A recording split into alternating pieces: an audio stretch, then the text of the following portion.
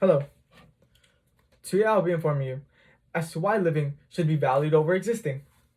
We're all here today because of two things: a mom and dad met, and they created us. Now they had a choice to either raise us or simply disperse of us. Given the fact that you're viewing the speech tells me that, well, they decided to keep you. Now think about this. The chances of you, as the person you are today, being alive is very slim.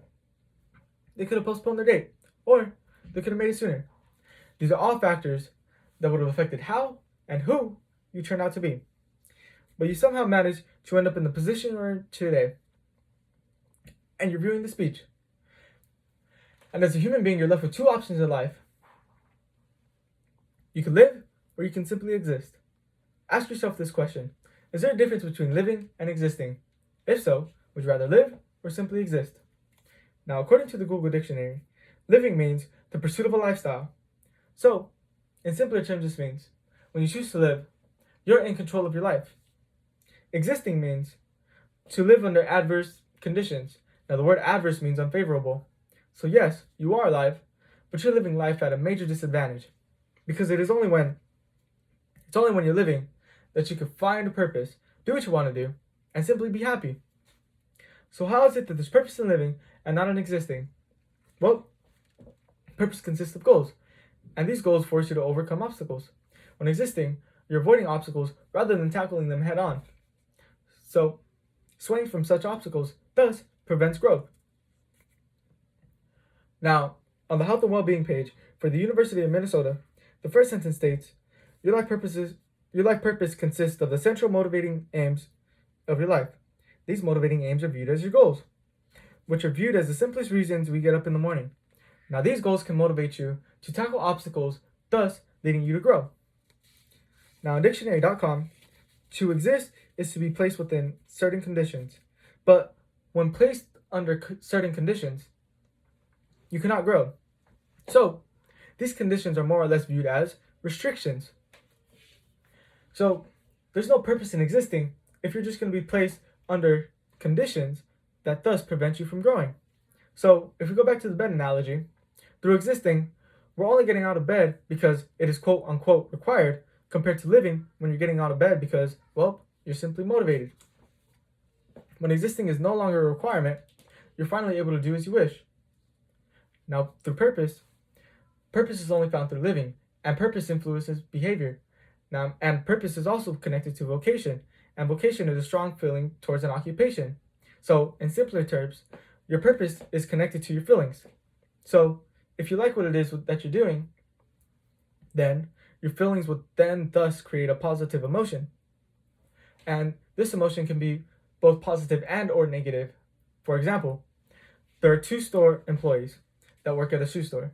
One loves his job, the other not so much. Now, the one who loves his job has given himself a purpose. And since he has a strong feeling for his purpose, his emotions are thus positively influenced. And he is truly living. As for, he has a purpose. Now, for the one without a purpose, he hates his job. And since he hates his job, his emotions are negatively influenced, thus causing him to be sad and simply just existing. Now, in dictionary.com, to exist means to achieve the basic needs of existence. Now, this means by doing the bare minimum. So, if you're going to be interpreting the bare minimum into your life, then you're going to get bare minimum results. So, how can you find a purpose? First, you must connect with yourself. If you don't know what it is that interests you, then experiment. An entrepreneur by the name of Gary Vee pushes you to try new things. By trying new things, and what he likes to call tasting, you're improving your taste palette and broadening your interest. And if you fail to try new things, how is it that you're going to know what it is that you like and dislike? I like to view finding passion as a buffet. Now, the buffet can be viewed as a job market, which is where you're presented with all your options. Now, if you don't know what it is that you're interested in, it's best to just try everything on the menu, and then once you find what it is that you like, stick to it. Now, people fall into the trap of existing because they're afraid of trying new things. And if you fail to overcome this obstacle, you'll become stuck.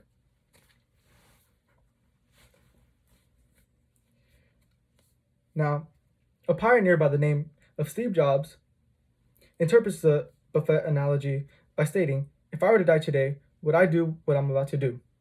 Now, this depicts that he too values purpose. If his answer was no too many days in a row, he changed his purpose. Without such a change, he'd become stuck. If you become stuck, go back to the original question that I asked in the beginning of the speech. Am I living or am I simply existing? If you're unsure if you're truly living, then you must find a purpose in life. Do what you want to do and simply be happy. If you don't have a purpose in life, then why exist?